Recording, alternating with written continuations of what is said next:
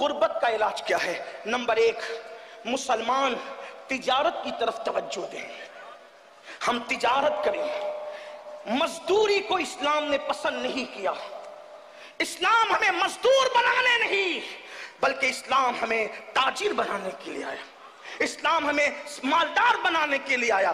آپ کو نہیں پتا اللہ کے رسول کی محنتوں نے اتنا مالدار کر دیا تھا کہ جب بحرین سے حضرت ابو ہریرہ آئے تو بیت المال کے لیے 7 لاکھ درہم لے کر کے آئے اپنے ساتھ۔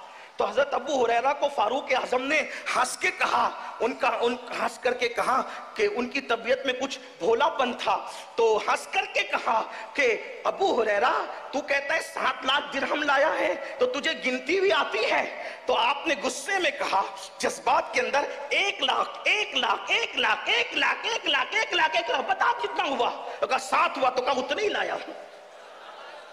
ابو ہریرہ جیسی ہستی۔ اس کے بعد فاروق اعظم نے اس کے بعد اللہ اکبر شہریوں کو پینشن کا سسٹم شروع کیا، وظیفے کا سسٹم شروع کیا۔ یہ آج یورپ کے اندر لوگوں کو وظیفے دیے جاتے ہیں، یہ کسی کی اپنی ذاتی کمال کی بات نہیں ہے۔ اگر شہروں میں وظیفے تقسیم ہوتے ہیں تو اس میں سب سے پہلے شروع کرنے والی ہستی عمر ابن خطاب کی ہستی ہے۔ ایک بات اور مجھے یہاں بڑی خوبصورت یاد آئی، جب وظیفے تقسیم ہونے لگے تو آپ نے ذمہ داری دی چند اصحاب کو کہ لسٹ بناؤ تاکہ مرتبے کے مطابق لوگوں کو وظیفہ دیا جائے۔ تو لوگوں نے پہلے بدری پھر احد کے اسی طریقے سے ترتیب وار جو ہے وہ بنایا۔ فاروق اعظم نے دیکھ کے کہا یہ لسٹ نہیں ہے، کہا پھر فرمایا اوپر ان کا نام لکھو جو رسول اللہ کے خاندان کے سب سے زیادہ قریب ہیں۔ پہلے اہل بیت کے نام لکھوائے اور فرمایا جس کا رشتہ نبی سے جتنا قریب ہے اس کو اتنا زیادہ حصہ دیا جائے گا، اور ازواج مطہرات کو سابقون الاولون مجاہدین کے برابر وظیفہ عطا کر کے بتایا کہ صحابہ وہ تھے جن کے دلوں میں اہل بیت سے نفرت نہیں تھی، بلکہ صحابہ تو تھے وہ جنہوں نے سب سے زیادہ اہل بیت سے محبت کی ہے، اور اہل بیت سے جتنی محبت اصحاب مصطفیٰ نے کی ہے 14ویں صدی میں کوئی اس کا تصور نہیں کر سکتا۔ یہ فاروق اعظم رضی اللہ تعالیٰ کا عشق رسول تھا۔ آپ نے پہلے اپنے آقا کی اہل بیت کو سامنے رکھا۔ بہرحال تو میں عرض یہ کر رہا تھا، پہلے نمبر پر مسلمان تجارت کو فروغ دیں، تجارت کریں۔ اگر چنے ہی بیچنے پڑے یہ بھی تجارت ہے، چنے ہی بیچنے پڑے، بلکہ یہاں تک اللہ اکبر اگر کسی کو مارکیٹ میں ذلت کی جگہ کھڑے رہنا پڑے تو اللہ کے رسول علیہ السلام فرماتے ہیں کہ جو رزق حلال کے لیے ذلت کی جگہ کھڑا رہے گا اللہ تبارک و تعالی اس کو آخرت کی عزتوں سے نوازے گا۔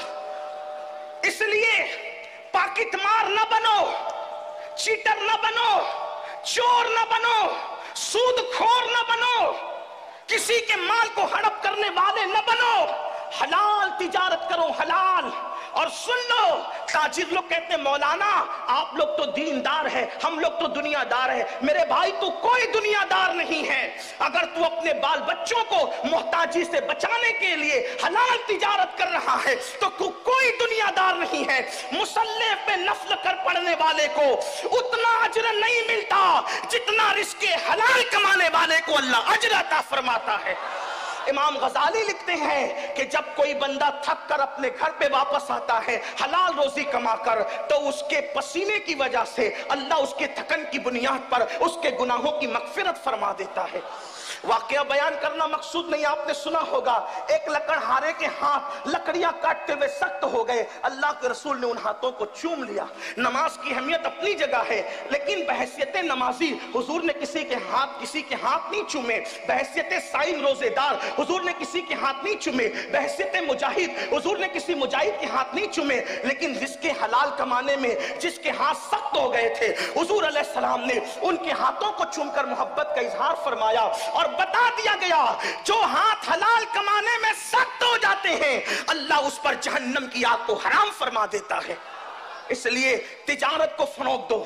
لیکن آج کے لڑکے تو واٹس ایپ پہ لگے ہوئے ہیں، फेस बुक पे लगे हुए हैं, मोबाइल पे लगे हुए हैं, लड़कियों में लगे हुए हैं, बुराइयों में लगे हुए हैं, कैसे तिजारत करेंगे। सारी दुनिया सुबह उठती है और हमारे जवान रात के 3 बजे तक सोते हैं और 12 बजे 1 बजे जब सारी दुनिया का आधा काम हो चुका होता है उस वक्त तो वो बेदार होते हैं। फजूल न बनो, फालतू न बनो, तिजारत करो, तिजारत में बरकत है। लोग कहते हैं तिजारत क्या करें। मैंने कहा जब मुल्क शाम की मंडी में साहिब मेराज आमिना का लाल बहैसियत ताजिर खड़े हो सकते हैं तो हमारी क्या हैसियत है, हमारी क्या औकात है। घर पे बैठकर नरम गद्दों पर बेकार न बनो, तिजारत करो। बल्कि अल्लाह के रसूल अलैहिस्सलाम ने फरमाया सच्चा ताजिर अंबिया, सिद्दीकीन और शुहदा के साथ जन्नत में दाखिल किया जाएगा।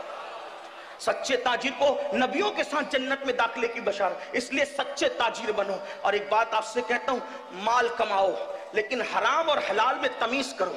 ये नहीं कि जंगली रमी से भी माल आ रहा है तो ले लो, जुए से भी आ रहा है तो ले लो। नहीं, जुआ हराम है और जुआ तबाह होगा, जुआ बर्बाद होगा, सूद हलाक होगा, सूद बर्बाद होगा। इसलिए हलाल जरिए से शॉर्ट टाइम में करोड़पति बनने के चक्कर में, इजी मनी के चक्कर में, रातों रात करोड़पति बनने के चक्कर में इस्लाम से हटकर कोई दूसरा रास्ता इख्तियार न करना, वरना तबाह हो जाओगे।